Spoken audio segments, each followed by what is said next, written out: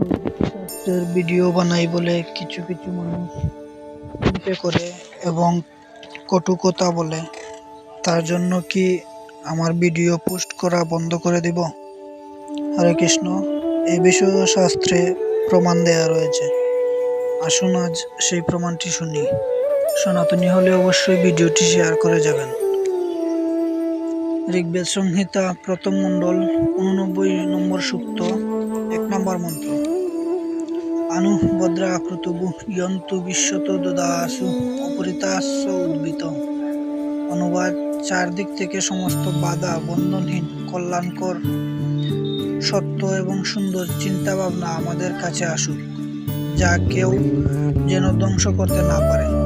অর্থাৎ চারপাশের মানুষ যতই খারাপ কথা বলুক বা বাধা দিক, আমাদের মন যেন কেবল ভালো চিন্তাকেই গ্রহণ করে। হরে কৃষ্ণ।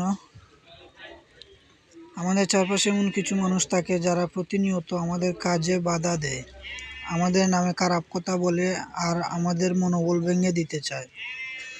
আমরা সেই সব মানুষের কথায় কষ্ট পাই, মন খারাপ করে বসে থাকি। কিন্তু আমাদের সনাতন ধর্মের স্বয়ং বেদ আমাদের শিখিয়েছে, বাইরের কোনো নেতিবাচক কথাকে নিজের মনের ভেতরে ঢুকতে দিতে নেই। হরে কৃষ্ণ। মানুষের কথায় নিজের লক্ষ্য কখনো বদলাবেন না, কারণ সময় একদিন ঠিকই হবে।